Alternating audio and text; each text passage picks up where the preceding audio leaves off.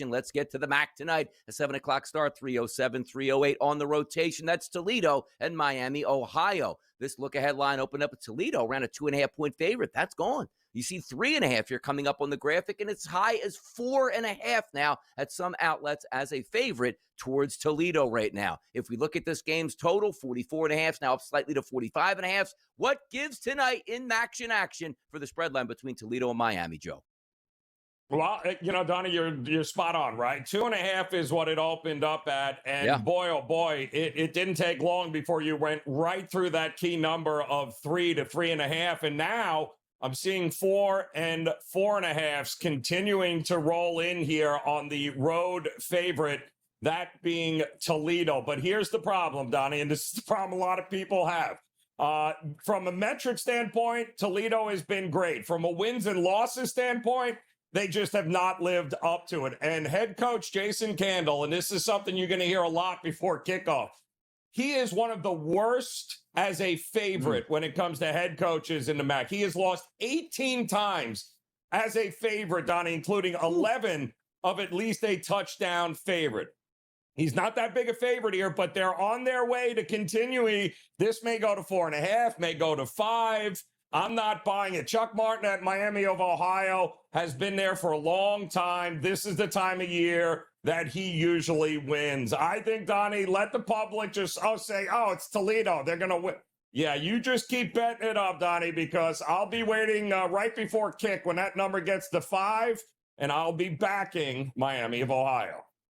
Northern Illinois on the road to UMass and some other MAC action. One game starts at 7. The other game starts at 7. You can watch that doubleheader, 305, 306 on the rotation. Northern Illinois on the road at UMass. Look at this line. Opened up the look ahead around 13.5. Dropped slightly there. 11.5 now listed across the board. The total. What's happened in my MAC here, Joe? 44.5 being bet down to 43.5. NIU versus UMass here. What's the spread line action today for that?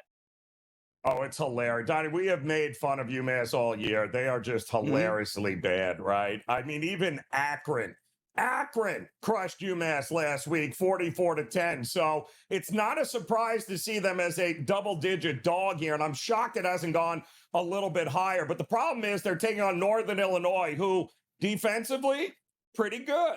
Offensively, Donnie, they've scored a total of 69 points in 5 MAC conference games thus far.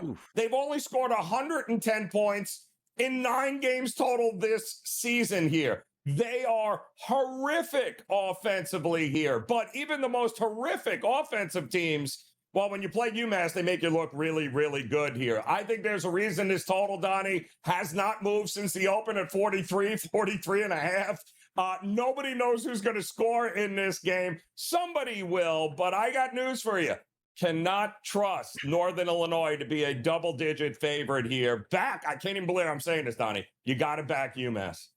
On the road again, as they like to say. By the way, the Devil going down to Georgia Saturday night. We'll find out. That's Texas and Georgia. This line opened up at 5.5. Now we're seeing as high as 6.5 at some outlets as a favorite towards the Bulldogs between the hedges. The total, Joe, 51.5. They're being bet down to 48.5. It feels like Texas could get eliminated on Saturday night with a loss, or they could rise to the occasion and knock off the Bulldogs and send chaos into the SEC. What are we looking at from the spread line perspective, Joe? Texas, Georgia. Spoke with one of my buddies there in a risk room yesterday, and he said it has been nothing but Georgia money from the opening number. And you talked about it here, Donnie, right? We saw them open as maybe a 4.5, 5. Then it was 5.5. Now we're getting to 6. It's been all Georgia money. They keep coming in and betting Georgia. And he said they did the same thing last week, too. When Georgia was playing Mississippi State. And, well, that worked out pretty well for bettors, didn't it? I mean, that might have been one of the most no-sweat covers of the season for Georgia. Now, are they going to do the same thing here? My advice, and what I'm hearing, is that this is likely going to come close to 7, Donnie, before kick. And when it does, that's when the money will come back in on the Texas Longhorns. So if you like Texas, hold off. You'll have a chance to bet them quickly when that line hits 7 before the kick. Sark heading into Georgia. We'll see how that one turns Another useless TV show yesterday. This is why you just got to keep it here on the SportsGrid Network. We're not going to give you useless information that you cannot use, known to change no matter what you say on a certain week. That next week, the games will be played in college football and new rankings will be released. Well, the college football rankings did come out yesterday. Number 1 and number 2, no real surprise. Ohio State and Indiana. I was interested to see if A&M might actually jump over Indiana, but they didn't. Rest of the top 5, Alabama number 4 and Georgia number 5. But that's not really the focal point for me. Usual suspects are in there, but the ACC, Joe, is very interesting. Miami in 15th here is the highest ranked ACC team, despite probably not even having a chance to play in the ACC championship game, followed by Georgia Tech, followed by Virginia, followed by the Cardinal, followed by Pitt. You get the point here. This is going to be interesting the way this plays out. Now, you were explaining it in Caffeinated Joe. Is it possible, or isn't it against the rules? Like, if you win the ACC championship game, don't you automatically have to be placed in the college football playoff, or no? No. Keep in mind, the new rule here is that it's conference champions, right? It's the new rule says the 5 highest ranked conference champions get bids. That doesn't mean the all of the top of the Power 4 conference champions. No, it means all conference champions. Okay. So the 5 highest ranked. So my point was, if Duke runs the table here as a 4-loss team and wins the ACC, they're not going to be ranked higher than the Sun Belt champion and James Madison or the American Athletic Conference champion. They're not going to be, which means the ACC, one of the 4 powers, could very well have absolutely nobody representing them in the college football playoff. Interesting stuff as it boils down to. Now, maybe we're just all playing for second place because Ohio State is that good, but those rankings will change. I can't stand the fact that people put time and effort into watching that college football playoff show. The stupidest thing, it's almost like, Joe, if I sold you and said, you know what, we're going to do a weekly NFL show. We're going to put the playoff standings every single week up that you can watch and go, well, don't you have multiple games left in a chance? Yeah, but you need to watch this because right now, Kansas City's going to win it. And I go, well, Kansas City's not even in the playoff. No.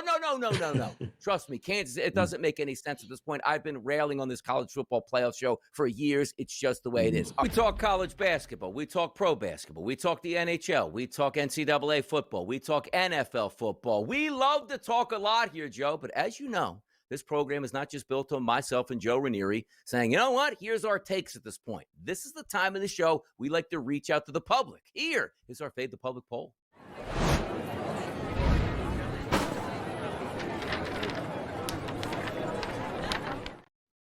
Come on, people. Where are you at? Well, you know where we're at. It's at SportsGrid on X. If you're not following us, you're doing something wrong here. And also, check out our SportsGrid app, man. One of the best in the business, where you can follow along with your favorite hosts, including myself and Joe Ranieri, and our winning ways, which we will get to in just a few moments. But the question that we asked the public today, who are you taking for the FBS National Championship this season? And we gave you 4 options. Number 1 option, Ohio State. Number 2 option, Indiana Hoosiers. Number 3 option, Texas A&M Aggies. And number 4 option, the Crimson Tide of Alabama. Price points included as well. No surprise, number 1 is Ohio State, live right now with 44.1% of the votes. Joe, Ohio State, the best team, and number 1. Did they get your money too? Listen, they are the champions until somebody beats them, and they're certainly playing like champions again here. New quarterback, some new faces, a lot of new faces on the defense, but the schedule, Donnie, has not exactly been the toughest. So I'm not sure. Is this defense as historically good as the numbers say they are? I think we're going to find that out with them, but I still think getting Alabama at that price, Donnie, is the way to go. I can't remember the last time we can get Alabama at 7, 8, or 9 to 1. I think they're a good bet because I think they also have a Heisman winning quarterback on that team.